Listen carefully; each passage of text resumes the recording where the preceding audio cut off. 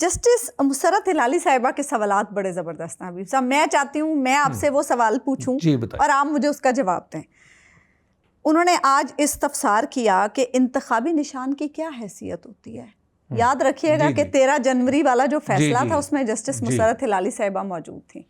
जरा बताएं कि क्या। देखिए, जजेस के जो सवालात होते हैं ना, एक होते हैं जो वो बतौर हकीकत बयान करते हैं, जैसा कि मैंने 2 जजेस के बारे में अर्ज किया कि वो अपने अपने फैसलों को रेफर कर रहे हैं, और एक जज साहब ने तो दरियाफ्त उन्हें ये नजर सानी की दरख्वास्त सुनते हुए दरियाफ्त हुआ है कि ऐसा रिकॉर्ड भी अदालत के सामने था जो इनके इल्म में नहीं था। अच्छा, जस्टिस अमीनुद्दीन खान साहब के कहने का और क्या मतलब है? हाँ, ठीक है, यही है ना। तो जहां तक इस्तफसार की बात है, ये जैसे सवाल, अब जस्टिस मुसर्रत हिलाली साहिबा जब निशान की बात करेंगी तो बहुत सारी दीगर चीजें भी जहन में आएंगी। वो क्या है कि मुसर्रत हिलाली साहिबा उस बेंच का भी हिस्सा थी ना जी, 13 जनवरी का जिन्होंने फैसला जिसने इंतखाबी निशान वापस लिया था, और वो इंतखाबी निशान का फैसला उसी बेंच के सरबराह ने खुद उसको बैठ के अंडू किया है। काजी फायज ईसा अपने फैसले की एक तौजीह नहीं पेश कर सकता, लेकिन बहरहाल अदालत का फैसला था और उस वक्त वो शख्स जज था, उसने पता नहीं दीगर जजों को इस फैसले पे कैसे कायल कर लिया, लेकिन वो फैसला इस काबिल है कि वो तारीख के और अदालत के कूड़ेदान में फेंक दिया जाए।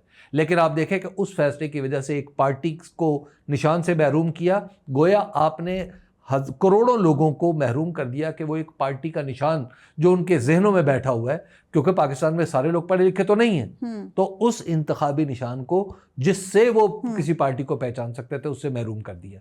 अब यही कोई बतलाए कैसे बतलाए, कोई बतलाए कैसे बताए, माही जो पूछे दरिया कहाँ है।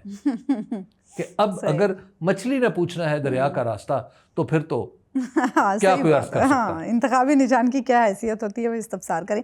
एक और सवाल उन्होंने पूछा है, सुन्नी इत्तेहाद काउंसिल ने मखसूस नशिस्तों पर कैसे दावा किया? देखिए, बात यह है कि अगैन अब आप जरा ये सवाल जो उठा रही हैं, इस सवाल का जवाब उस फैसले में है। इसका मतलब क्या है? इसका मतलब यह है कि आप अपना उस फैसले पे बात नहीं हो रही जो जस्टिस मंसूर अली शाह साहब का फैसला है, ये बात किसी और तरफ लेकर जाने की कोशिश की जा रही है ना भाई। बात सिंपल सी बात है कि जब आप सुन्नी इत्तेहाद काउंसिल को, खुद उस फैसले में लिखा हुआ है कि सुन्नी इत्तेहाद काउंसिल क्यों बनी। सुन्नी इत्तेहाद काउंसिल इसलिए बनी कि जनाब आप जो अदालत ने, सुप्रीम कोर्ट ने तारीख में एक बड़ी नाइंसाफी की इलेक्शन की तारीख में, और एक पार्टी से इंतखाबी निशान छीन लिया, और इलेक्शन के बाद वाजे किया कि हमारा ये मतलब तो नहीं था कि पार्टी के लोग इलेक्शन ना लड़ सकें। ठीक है। और इस दौरान वो तारीख आज सबको याद होनी चाहिए कि जिन दिनों ये मामला चल रहा था कि इलेक्शन, और रात को फैसला आया था, याद है आपको, और उस दौरान इलेक्शन कमीशन ने कितनी बार वक्त बढ़ाया था। बीच में एक पीटीआई नजरियाती जमात थी, उसके साथ इत्तेहाद करने की कोशिश की गई। जी। और फिर उसके बाद इलेक्शन कमीशन ने अपने तमाम प्रिजाइडिंग अफसर, अपने तमाम आरओज को खत लिखा। उसने खत में लिखा कि जनाब जिसने पीटीआई लिखा हुआ है, अब वो किसी और जमात का टिकट पेश करे तो वो कबूल भी ना किया जाए।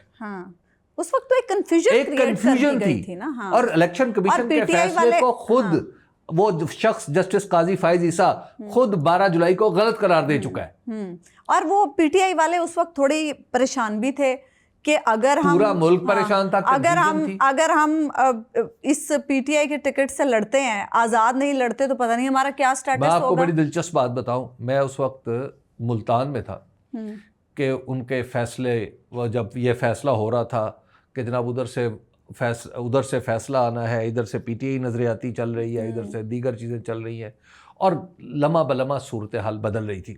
तो मैं इलेक्शन की कवरेज कर रहा था, तो उस लम्हा बलम्हा बदलती सूरत हाल में लोग कह रहे थे कि पाकिस्तान तहरीक इंसाफ का निशान हो ना हो, हमें इससे फ़र्क ही नहीं पड़ता।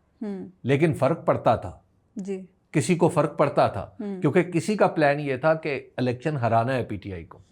और उसके बाद फिर जब ये सारा मामला हो गया तो फिर लोगों ने किस तरह कद्दू, करेला, ढोल, हारमोनियम, पता नहीं किस किस चीज़ के ऊपर उन्होंने मोहरें लगाई और जाके पाकिस्तान तहरीक इंसाफ को जता दिया।